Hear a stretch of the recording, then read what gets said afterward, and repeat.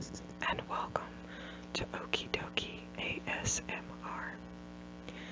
Today I am going to talk about one of the biggest cases that Oklahoma and our nation has ever seen. As I said in my introduction video, my mission is to bring attention to smaller cases that have gone unsolved in Oklahoma. But today, April 19th, 2020, marks the 25th anniversary of the worst homegrown terrorist attack that the U.S. has ever seen. And I feel the need to go over it with you. On April 19th, 1995, a man named Timothy McVeigh drove a Ryder truck filled with explosives to the Alfred P. Murrah Federal Building in Oklahoma City and set it off at around 9 a.m. The bomb had a 2-minute timer, giving McVeigh time to get to his getaway car and drive off. At 9:02 a.m., the 4,000-plus pound truck bomb detonated, killing 168 people and wounding another 850. 19 of the 168 deaths were children. The blast damaged 312 buildings in the surrounding area, forcing 14 to be completely demolished as soon as possible and creating over $600 million in devastation. Timothy McVeigh was not the only person responsible for this domestic terrorist attack. He had at least 2 friends who knew about it and even assisted in the preparation. I'm going to talk about these men's lives and mentality for the sake of at least attempting to understand their motivation.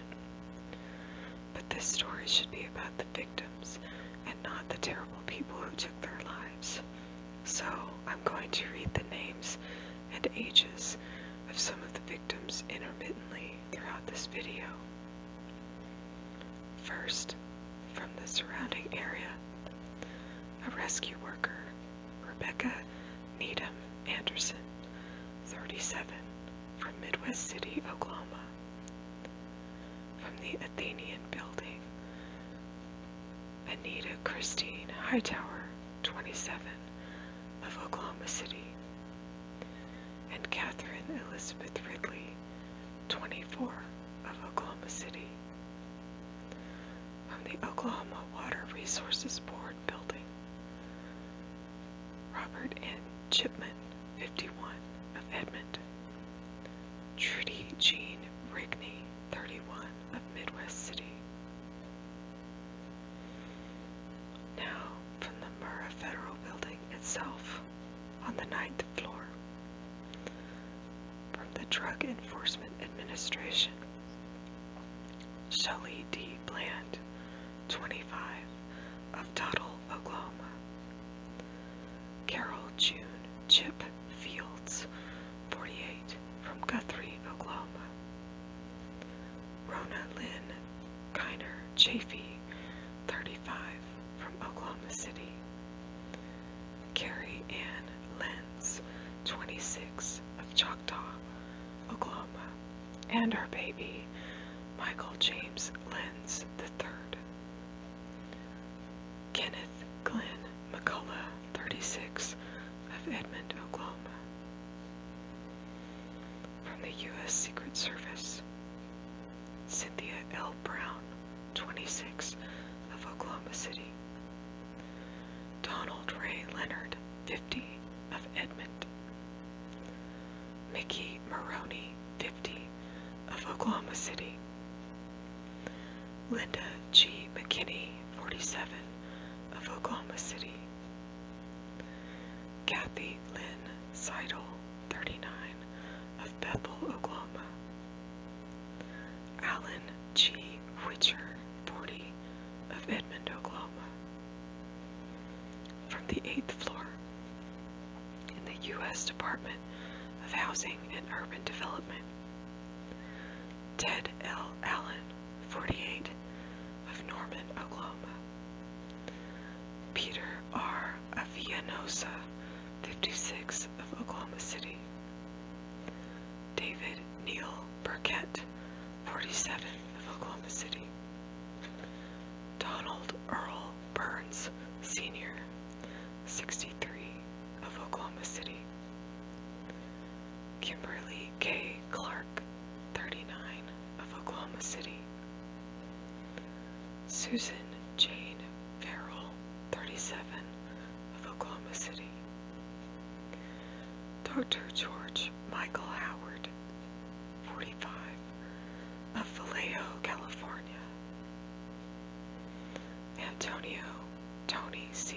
Reyes, 55, of Edmond, Oklahoma. Lanny Lee David Scroggins, 46, of Yukon, Oklahoma. Leora Lee Sells, 57, of Oklahoma City. Jules A. Valdez, 51, of Edmond, Oklahoma. David Jack Walker, 54, of Edmond. Michael D. Weaver, 54, of Edmond. Francis Ann Williams, 48, of Oklahoma City. And Clarence Eugene Wilson, Sr., 49, of Oklahoma City. Now on the 7th floor, in the U.S. Department of Housing and Urban Development. Diane E. Althouse, 45, of Edmond, Oklahoma. Andrea Yvette Blanton, 33, of Oklahoma City. Kim R. Cousins, 33, of Midwest City. Diana Lynn Day, 38, of Oklahoma City. Castine Brooks Hearn Devereaux, 49, of Oklahoma City. Judy J. Fisher, 45, of Oklahoma City. Linda Louise Florence, 43, of Oklahoma City. J. Colleen Giles, 59, of Oklahoma City. Thompson Eugene Hodges, Jr., 54, of Norman, Oklahoma. Anne Greenberg, 57, of Oklahoma City. Teresa Lee Taylor Lauderdale, 41, of Shawnee, Oklahoma. Mary Leisure Renty, 39, of Bethany, Oklahoma. Betsy J. McConnell, 47, of Norman, Oklahoma. Patricia Ann Nix, 47, of Edmond. Terry Smith Rees, 41, of Midwest City. John Thomas Stewart, 51, of Oklahoma City. John Carl Van S. III, 67, from Chickasha, Oklahoma. Joanne Wittenberg, 35, of Oklahoma City.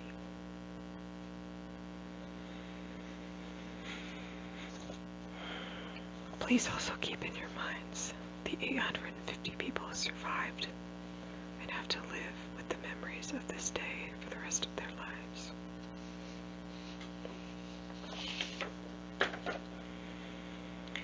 Okay, now I'm going to talk about the garbage humans who took these lives.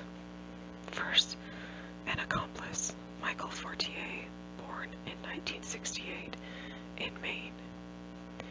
He became friends with Timothy McVeigh while they were in the Army together, and McVeigh lived with Fortier in Colorado and Arizona for a short while after their release from military service. They were taking drugs together at this time, but Fortier was reportedly involved in drugs than McVeigh was.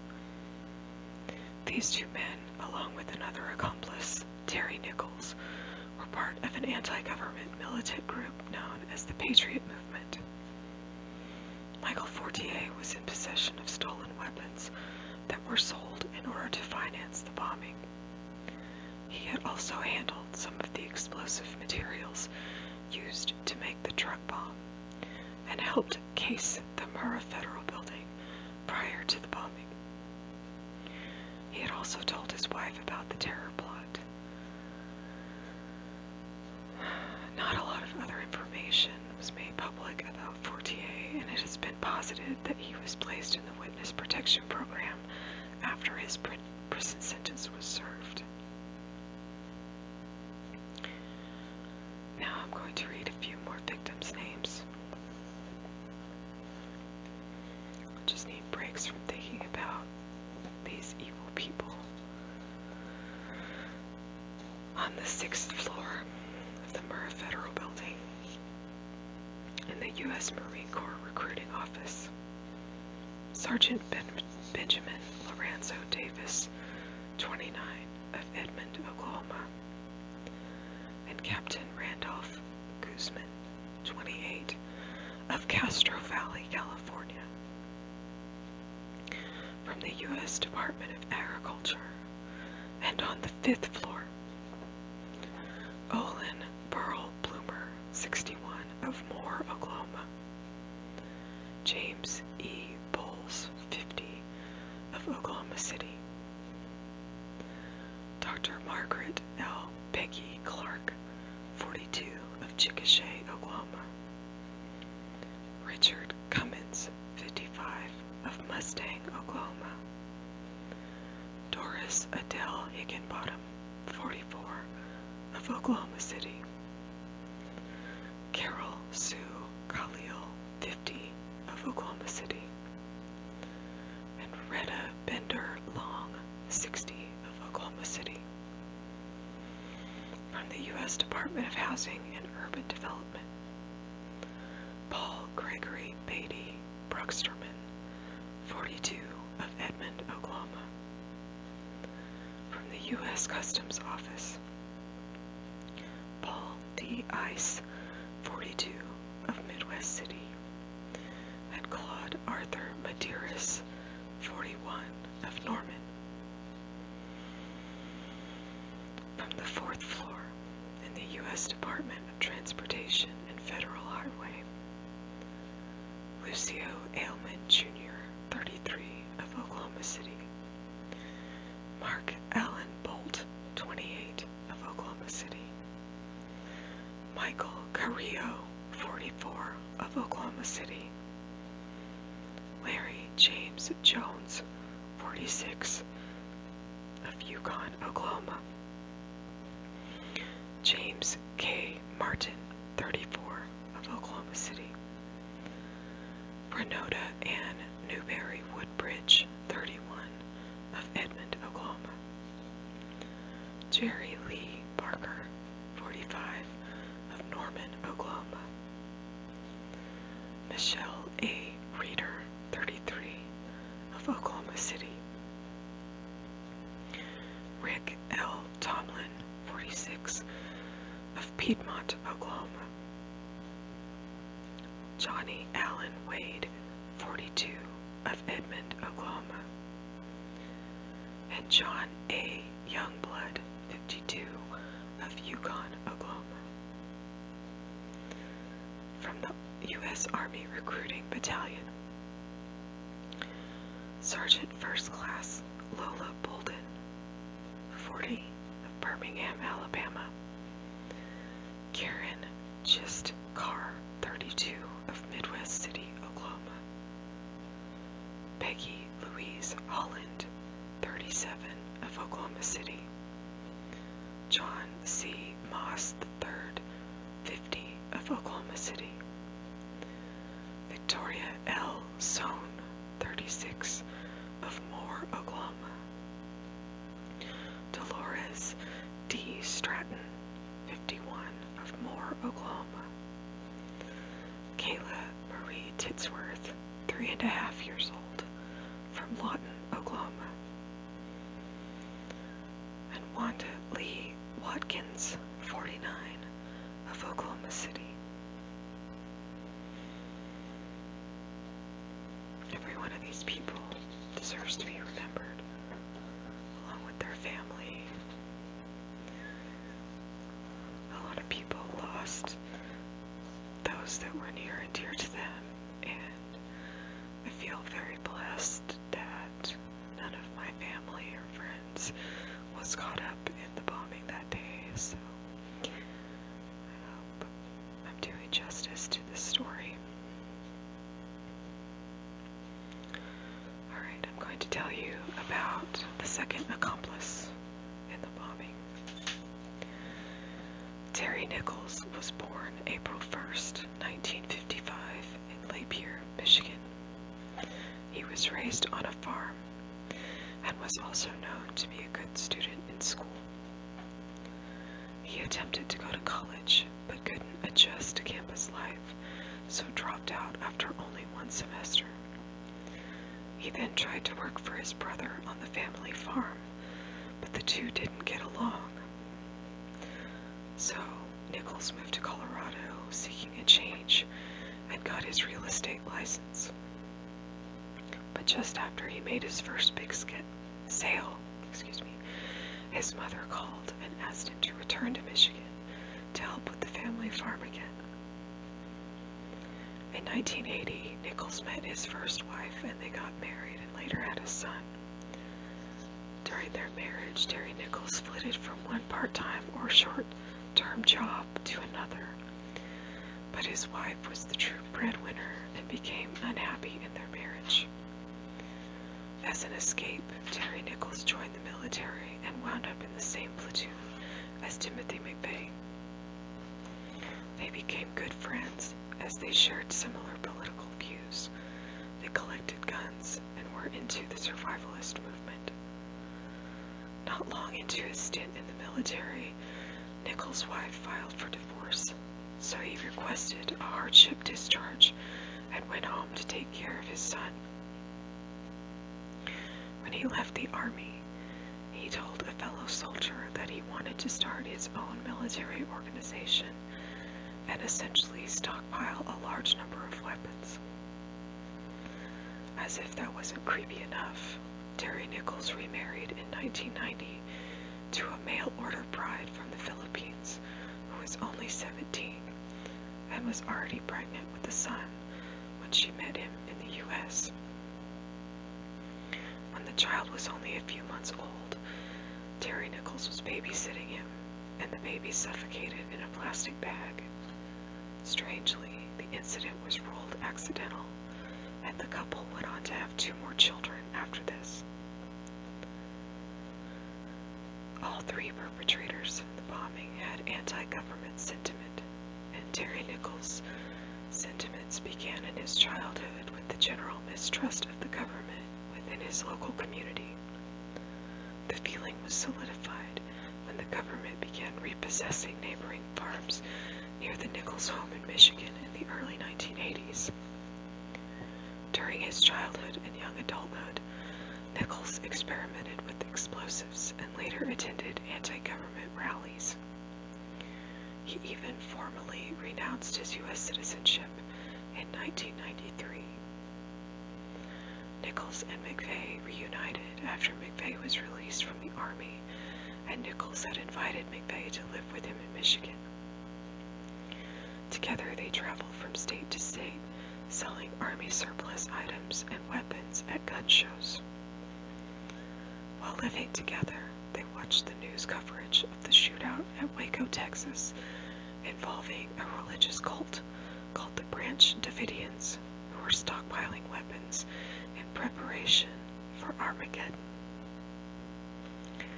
When federal agents attempted to arrest the leader within the compound, he was on suspicion of illegal possession and or distribution of firearms, and also child abuse. The people within the compound opened fire on the agents, which resulted in the federal agent and sending in a sharpshooter to kill the leader. This event greatly angered both Terry Nichols and Timothy McVeigh and caused them to start planning revenge on the U.S. government. In Las Vegas, Terry Nichols got a job in construction work, but failed at it, and then moved to central Kansas, where he worked as a ranch hand.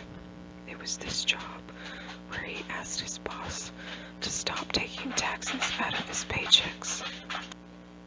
Sorry, my dog is scratching herself. So, or was I?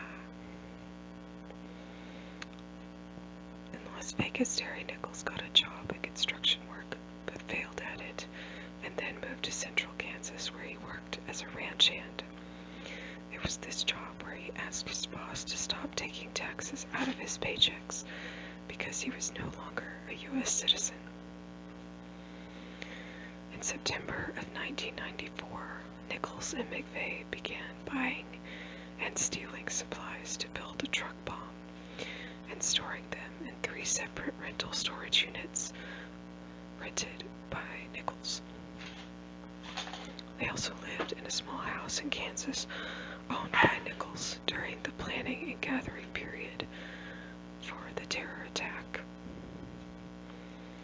Nichols then helped McVeigh assemble the truck bomb and hide a getaway car near the bombing site, but withdrew from the plan when the time came to drive the bomb to the building and detonate it. Okay, I need another break.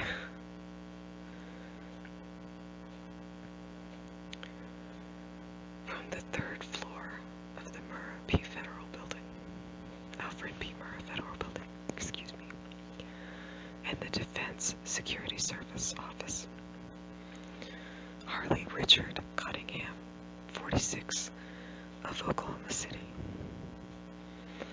Peter L. DeMaster, 44, of Oklahoma City, Norma Jean Johnson, 62, of Oklahoma City, Larry L. Turner, 42, of Oklahoma City, and Robert G. Westbury, 57, of Oklahoma City. From the Federal Employees Credit Union, Woodrow Clifford Woody Brady, 41, of Oklahoma City, Kimberly Ruth Burgess, 29, of Oklahoma City, Kathy A. Finley, 44, of Yukon, Jamie Genzer, 32, of Wellston, Oklahoma, Sheila R. Kicker Driver, 28, of Oklahoma City, and her baby Gregory N. Driver II. Linda Colleen Housley, 53, of Oklahoma City, Robin Ann Huff, 37, from Bethany, Oklahoma, and her baby Amber Denise Huff, Christy Yolanda Jenkins, 32, of Edmond, Oklahoma, Alvin J. Justice, 54, from Oklahoma City, Valerie Jo Kolsch, 33, from Oklahoma City,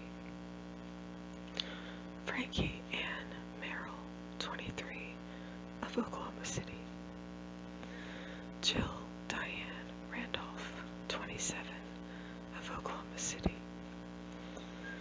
Claudine Ritter, 48, of Oklahoma City, Christy Rosas, 22, of Moore, Oklahoma, Sonia Lynn Sanders, 27, of Moore, Oklahoma,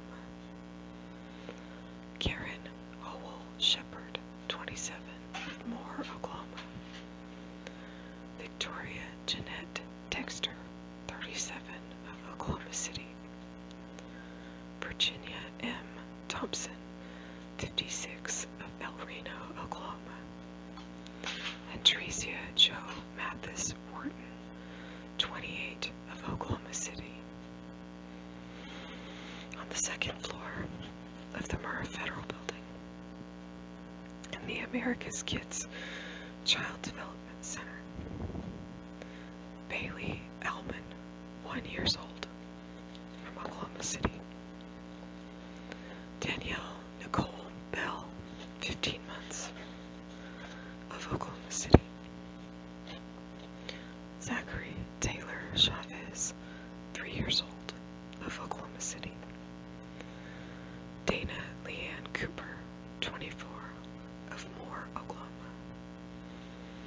Anthony Christopher Cooper, II, 2 years old, from Moore, Oklahoma. Antonio and Sarah Cooper, Jr., 6 months old, from Midwest City. Aaron M.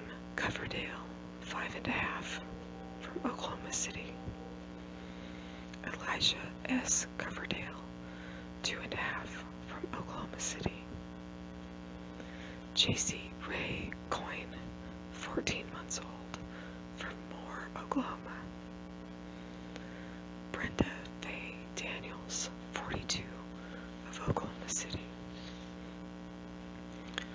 Taylor Santoy Eves, 8 months old, from Midwest City.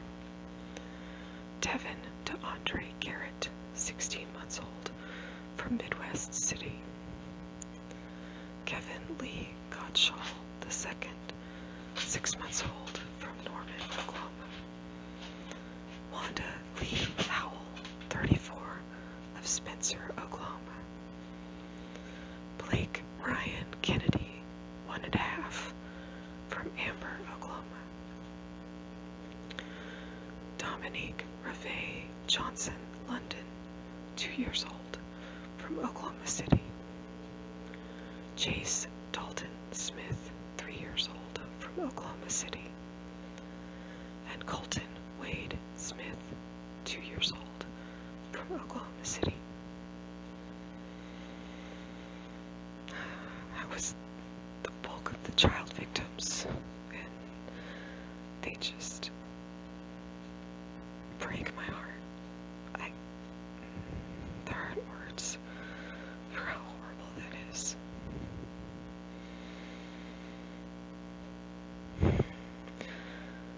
I can't help but think about April 19th, 95, when I remember my own childhood, and not just because I'm from Oklahoma, but because a group of classmates and I were supposed to go on a field trip to Oklahoma City that day. The Interactive Science Museum where we were going was not affected by the bombing, but it was only 8 miles from the Murrah Federal Building. I remember our teachers and trip sponsors gathering us all into our school assembly room and pulling out a television for us to watch the news coverage of the bombing. I was so scared. Most of the kids around me were in complete shock. It's not something you can forget.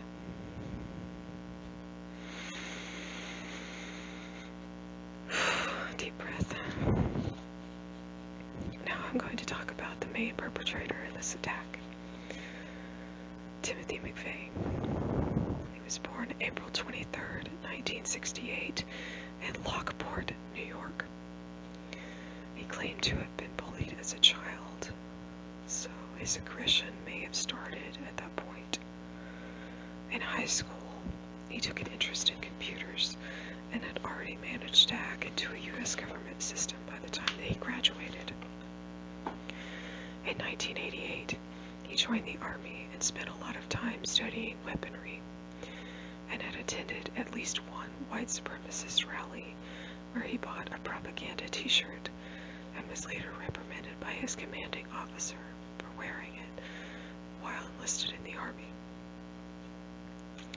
McVeigh was in active service in Kuwait and experienced the horrors of war firsthand.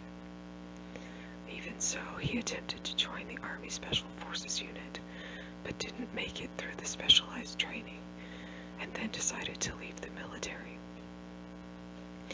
He was given an honorable discharge, after which he joined the civilian workforce, but complained of feeling unfulfilled in his work. He then became irate at the U.S. government he was required to repay a portion of his army wages, as he had been notified that he was overpaid while he was in service. McVeigh was further enraged by the New York arrest of a woman who was carrying mace in her purse for self-defense, and then by the event at Waco, Texas, and also the siege at Ruby Ridge, Idaho, which was a similar incident to the one at Waco. During the time McVeigh lived with Michael Fortier, he told Fortier that he planned to detonate explosives at a government building, and they discussed different locations for the bombing, as well as the logistics of building the bomb itself. McVeigh first considered a federal building in Arizona, where he lived for a short while with Fortier. He also considered the individual assassinations of a list of people who were involved in the investigation and trial of the Branch Davidians and the families at Ruby Ridge, including the sharpshooters who helped take down the leadership in both organizations. McVeigh likened the sieges of Waco and Ruby Ridge to the uprising of the Jews during the Holocaust at Warsaw, Germany, and felt that these people, along with himself, were some of the few true patriots to the Declaration of Independence. He later penned a manifesto based on the Declaration and was known to quote early American leaders on his answering machine messages. McVeigh was inspired to bomb a federal building by the 1993 World Trade Center bombing. This event involved a truck bomb that was detonated at the North Tower and was intended to send that building crashing into the South Tower, bringing them both down and killing many people. Though the attempt was not entirely successful, the Al-Qaeda connected bombers managed to kill 6 people and injure over 1,000. I came across this incident in my research, and I think because the events on 9/11/2001 totally overshadowed it in terms of the death toll and the damage. A lot of people just don't talk about that 1993 bombing, but it directly influenced McVeigh and his buddies to do what they did here in Oklahoma.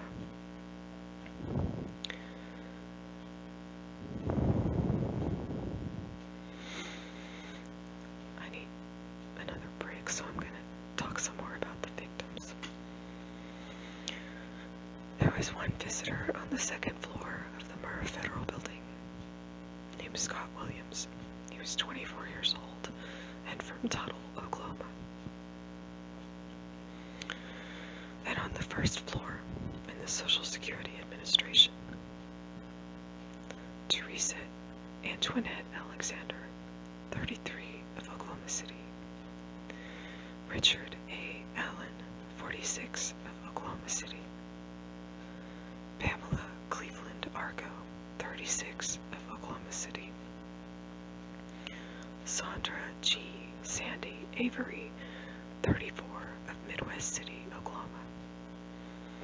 Calvin Battle, 62, of Oklahoma City. Paola Battle, 56, of Oklahoma City. Olita C. Biddy, 54, of Tuttle, Oklahoma.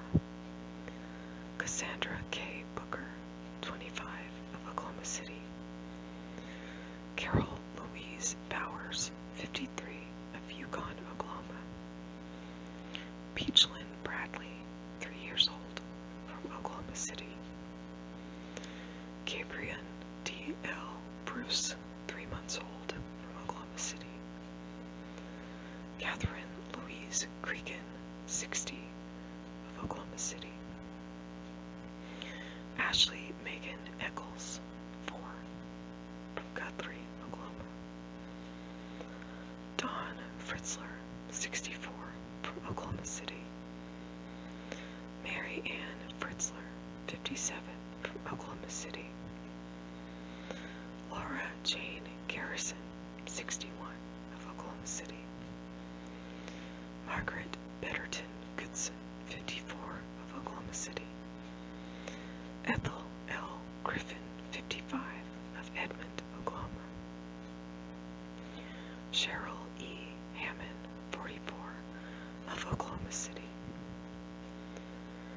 Ronald Vernon Harding, Sr., 55, of Oklahoma City. Thomas Lynn Hawthorne, Sr., 52, of Choctaw, Oklahoma. Dr. Charles E. Hurlburt, 73, of Oklahoma City.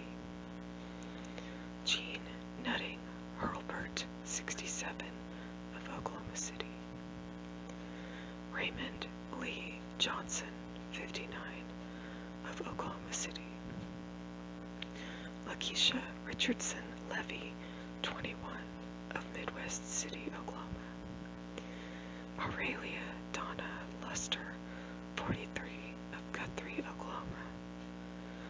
Robert Lee Luster, Jr., 45, of Guthrie, Oklahoma. Reverend Gilbert X. Martinez, 35, of Oklahoma City. Courtney J. McRaven, 19, of Midwest City, Oklahoma. Derwin W. Miller, 27, of Oklahoma City. Eula Lee Mitchell, 64, of Oklahoma City. Emilio Tapia, 50, of Oklahoma City. Charlotte Andrea Lewis Thomas, 43, of Oklahoma City. Michael George Thompson, 47, of Yukon, Oklahoma. LaRue A. Traynor, 55, of Guthrie, Oklahoma. Luther H. Traynor, 61, of Guthrie, Oklahoma. Robert N. Walker, Jr., 52, of Oklahoma City. Julie Marie Welch, 23, of Oklahoma City. W. Stephen Williams, 42, of Cashion, Oklahoma. And Sharon Louise Wood Chestnut, 47, of Oklahoma City. From the First Floor General Services Administration, Stephen Douglas Curry, 44, of Norman, Oklahoma, and Michael L. Loudensauger, 48, of Hera, Oklahoma.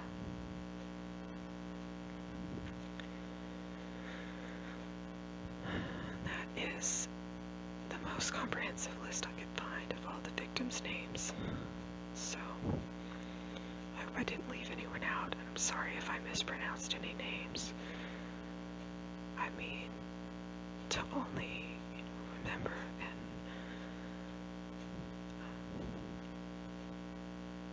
sort of commemorate the lives of these people, so I hope that you can understand if there are a few mistakes in there. Now I'm going to go over a brief timeline of events surrounding the Murrah Federal Building bombing. On April 17th, 1995, Timothy McVeigh rented a Ryder truck in Junction City, Kansas. He used an alias in order to rent the truck. On April 18th, 1995, McVeigh and Terry Nichols mixed the explosives from fertilizer and fuel at a site near Gary Lake, Kansas.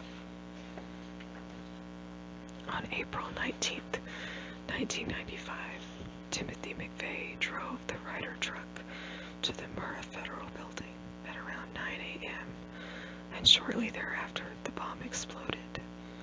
McVeigh drove off in a getaway car, but at around 10:20 a.m., an Oklahoma Highway Patrol officer named Charles Hanger pulls over McVeigh for driving a vehicle with no tag and arrests him for carrying a concealed weapon, which was found in the car.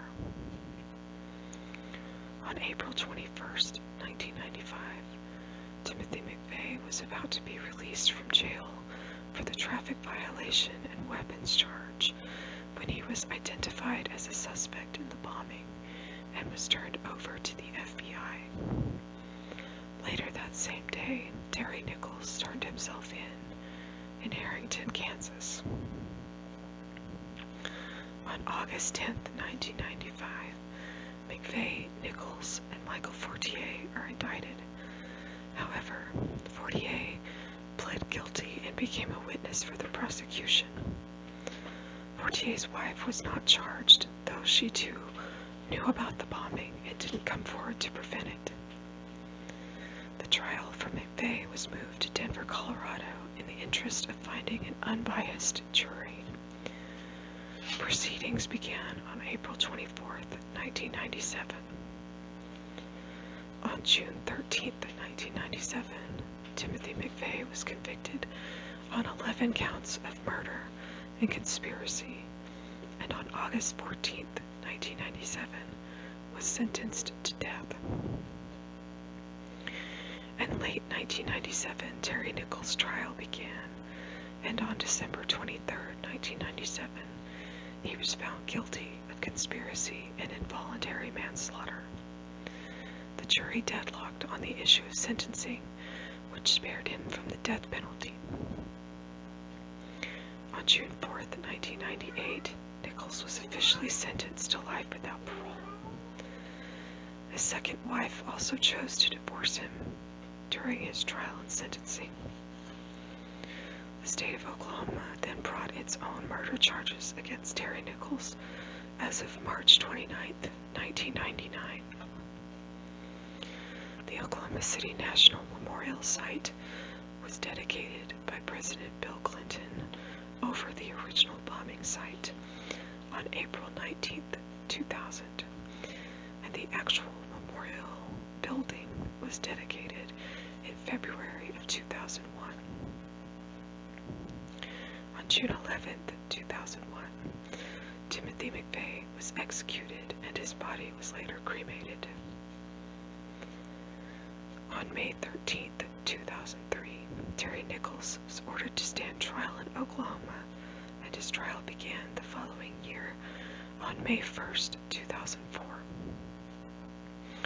On May 26, 2004, a jury in McAlester, Oklahoma, found Terry Nichols guilty of 161 first-degree murders, 1 count of arson, and 1 count of conspiracy.